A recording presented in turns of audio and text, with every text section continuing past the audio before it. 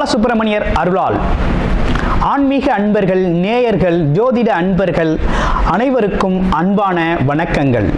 நான் உங்கள் வாழ்க வளமுடன் ஜோதிடர் ஸ்ரீ குரு சுந்தர வடிவேல்.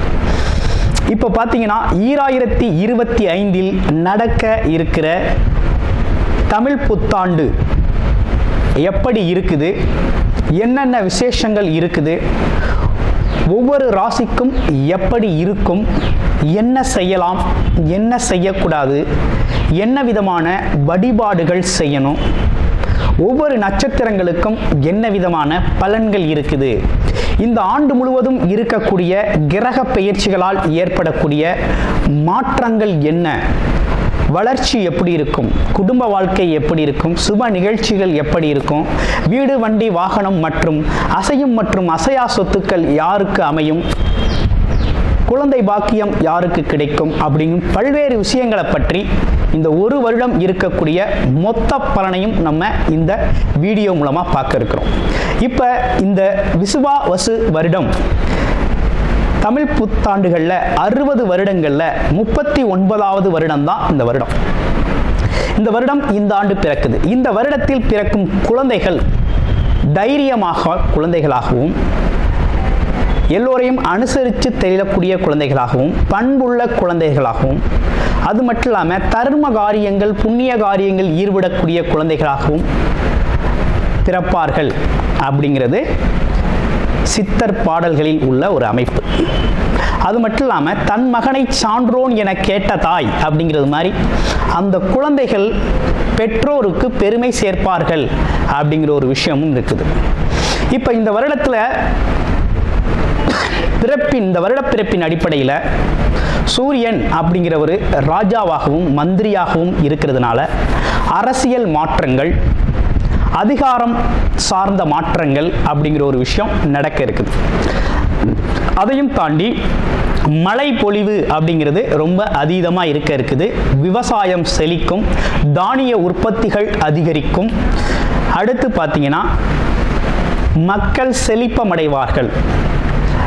வருமானத்தை விட செலவு கம்மியாக இருக்கும், சேமிப்பு அதிகரிக்கும், தங்கம், வெள்ளி, ஆபரணங்கள் வாங்கக்கூடிய தன்மை ஏற்படுது. அது இல்லாமல் பார்த்தீங்கன்னா இந்த காலகட்டத்தில் பசுக்கள் உற்பத்தி அப்படிங்கிற ஒரு விஷயம் ரொம்ப நல்லா இருக்குது. அடுத்து பார்த்தீங்கன்னா மக்கள் மீது வரி அப்படிங்கிற ஒரு விஷயம் அதிகரிக்கக்கூடிய சூழ்நிலை அப்படிங்கிறதும் இருக்குது. ஆக மொத்தத்தில் இந்த விசுவாவசு வருடம் அப்படிங்கிறது மற்ற வருடங்களை விட இந்த வருடத்தில் மக்களின் வளர்ச்சி அப்படிங்கிறது நல்லா இருக்கு. திரைப்படத்துறை ரொம்ப நல்லா இருக்கு. பெண்களுக்கான வளர்ச்சி, பெண்களுக்கான திட்டங்கள் அப்படிங்கிற ஒரு விஷயத்தை அரசாங்கங்கள் அதற்கான முக்கியத்துவம் கொடுக்க இருக்கிறாங்க. அந்த வகையில் அவங்களோட தனி முன்னேற்றம் அப்படிங்கிறது இந்த காலகட்டத்தில், இந்த வருடத்தில் ரொம்ப அதிகமாக இருக்கக்கூடிய அமைப்பு இருக்கு. குறிப்பாக எல்லார் குடும்பங்களிலும் சுப நிகழ்ச்சிகள் நடக்கக்கூடிய ஒரு தன்மை, திருமண பாக்கியங்கள் கைகூடக்கூடிய ஒரு அமைப்பு, குழந்தை பாக்கியங்கள் கிடைக்கக்கூடிய அமைப்பு, கோவில் வழிபாடுகள், தர்ம காரியங்கள், புண்ணிய காரியங்களில் மக்கள் ஈடுபடக்கூடிய ஒரு தன்மை அப்படிங்கிறதெல்லாம் ரொம்ப மிக சிறப்பாக இருக்கக்கூடிய இந்த விசுவாவசு வருடத்தில் உங்கள் ராசிக்கு எப்படி இருக்கும் அப்படிங்கிறத இப்போ பார்ப்போம். திருவோண நட்சத்திரம் அவங்களுக்கு இந்த விசுவாவசு வருடம் என்ன விதமான பலன்களை தர இருக்குது அப்படின்னு பார்த்தோம்னா, நல்லதொரு வருமானம், தொழில் தடை நீங்கிருச்சு. வருமானம் அப்படிங்கிற ஒரு விஷயத்துக்குள்ள போகக்கூடிய ஒரு அமைப்பு இருக்குது. நீங்கள் பேசுகிறதெல்லாம் வருமானமாக கன்வர்ஷன் ஆகக்கூடிய ஒரு அமைப்பு இருக்குது. தொழில் ரீதியாக இருந்தீங்க அப்படின்னா நல்ல அக்ரிமெண்ட், நல்லதொரு வருமானம் அப்படிங்கிறத எதிர்பார்க்கக்கூடிய ஒரு அமைப்பு அப்படிங்கிறது இருக்குது. குடும்ப உறுப்பினர்களோட தேவைகளை நிறைவேற்றுங்க. வீட்டில் ஒரு மங்கள நிகழ்ச்சிகள் நடக்கும். இதையும் தாண்டி உங்களுக்கு பார்த்தீங்கன்னா உடல் ஆரோக்கியம் ரொம்ப சிறப்பாக இருக்கும். ஆமாம், இதில் நீங்கள் கவனம் எடுத்துக்க வேண்டிய விஷயம் என்னென்னா, முயற்சிகள், ஆரம்ப கட்ட முயற்சிகள் பார்த்தீங்கன்னா சின்ன சின்ன தாமதத்தோடு நிறைவேறும். ஆனால் மிகப்பெரிய லெவலில் லாபத்தை தரக்கூடிய வகையில் தான் இருக்கும். வெளிநாடு யோகம் உண்டு, வெளியூர் யோகம் உண்டு. குழந்தைகளுக்கு ரொம்ப சிறப்புடையதாக இருக்கக்கூடிய ஒரு அற்புதமான வருடமாக இந்த விசுவாவசு வருடம் அமைஞ்சிருக்குது. அனைவருக்கும் இனிய புத்தாண்டு நல்வாழ்த்துக்கள். ஆயுள் காரகன் சனி பகவானை ஆட்சி அதிபதியாக கொண்ட மகர ராசி அன்பர்களுக்கு இந்த தமிழ் புத்தாண்டு விசுவாவசு வருடம் எப்படி இருக்க போகுது அப்படிங்கிறத பார்க்கையில் குரு பகவான் இந்த வருடத்தில் கிரகங்கள்லாம் பார்த்தீங்கன்னா இதுவரை உங்கள் ராசிக்கு 5ஆம் இடத்தில் இருந்து வந்த குரு பகவான் சத்ருஸ்தானமான 6ஆம் இடத்திற்கு பயிற்சி ஆகிறார் மே 14ஆம் தேதி. அடுத்து பார்த்தோம்னா மகர ராசியில் 3ஆம் இடம், மகர ராசியிலிருந்து 3ஆம் இடத்தில் இருக்கக்கூடிய ராகு, உங்களுடைய ராசியிலிருந்து 9ஆம் இடத்தில் இருக்கக்கூடிய கேது பார்த்தீங்கன்னா மார்ச் 18ஆம் தேதி பார்த்தோம்னா உங்களுடைய ராசிக்கு 2ஆம் இடத்துல ராகுவும் 8ஆம் இடத்துல கேதுவும் பெயர்ச்சி அடைகிறார்கள். அடுத்து சனி பகவான் உங்களுடைய ராசியிலிருந்து 3ஆம் இடத்திற்கு பெயர்ச்சி ஆகிறார். ஆயிட்டர். இதுதான் இந்த ராஜ கிரகங்களின் ஒரு வருடக்கோள்களின் ஸ்தான பலங்கள்லாம் கோச்சார நிலைகளில் இப்படி இருக்குது. இது என்ன விதமான மாற்றத்தை உங்களுக்கு ஏற்படுத்தி தருது அப்படிங்கிறது தான் இப்போ நம்ம பார்க்க வேண்டிய அவசியம்.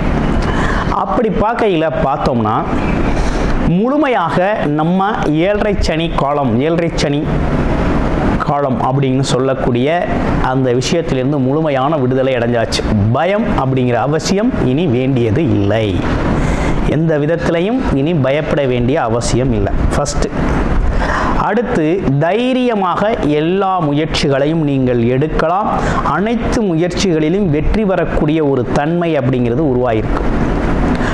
அடுத்து பார்த்தோம்னா தொழில் துறையில் இருக்கிறவங்களுக்கெல்லாம் பார்த்தீங்கன்னா உங்களோட முயற்சிகள் வெற்றியடையும். என்னென்னா ஒரு சின்ன தாமதத்தோடு வெற்றியடையும்.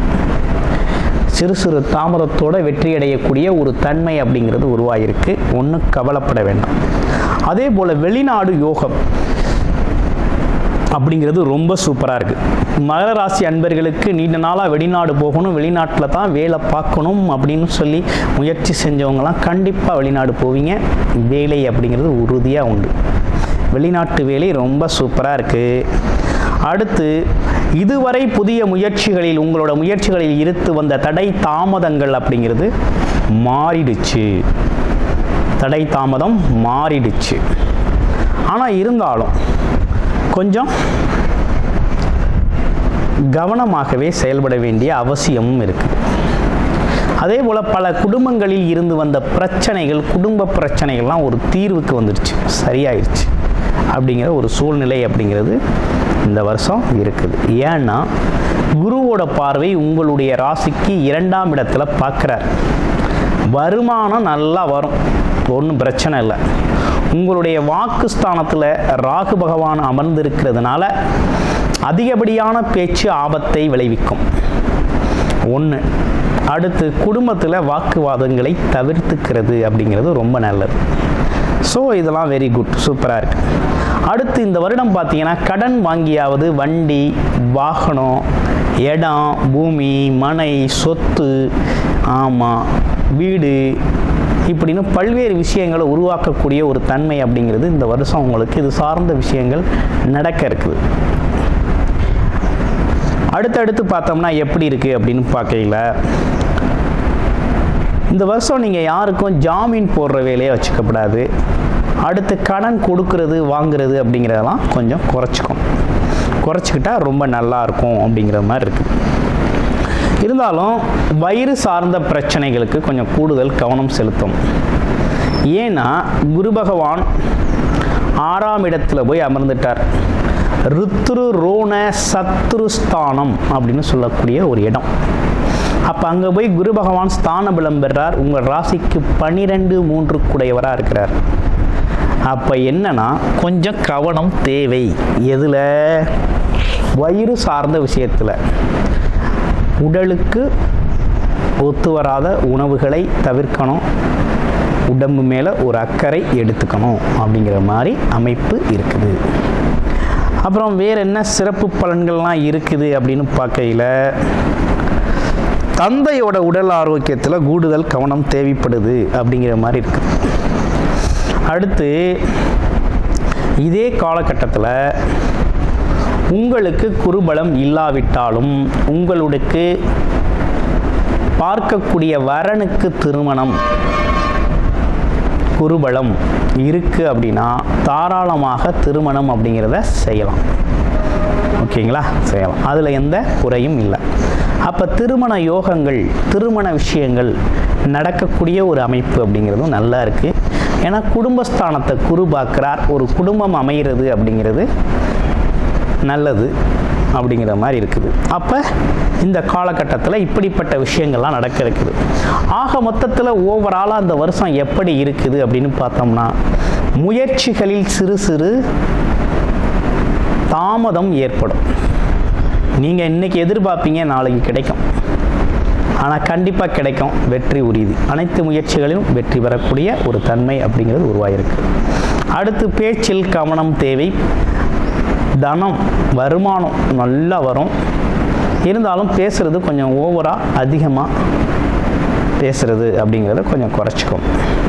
குடும்ப உறுப்பினர்களில் வாக்குவாதம் இருக்கப்படாது வேண்டும். அதே போல் படிக்கிற குழந்தைகள் கொஞ்சம் அதீத முயற்சி எடுத்து தான் படிக்கணும்.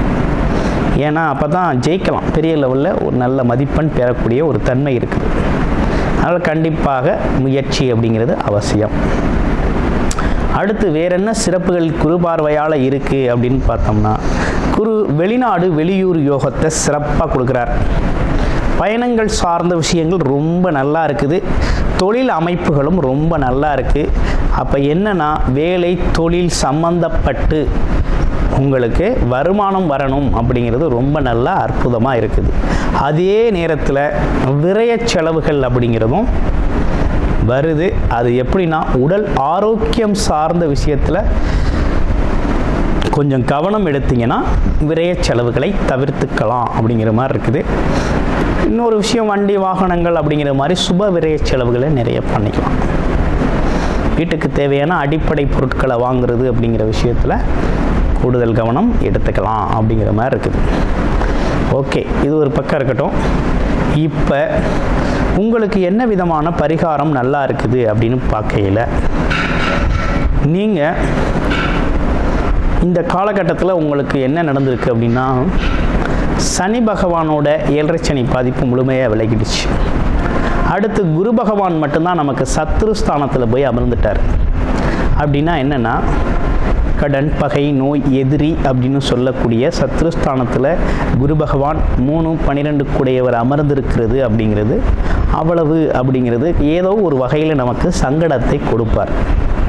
அப்போ என்ன பண்ணணும்னா, வியாழக்கிழமை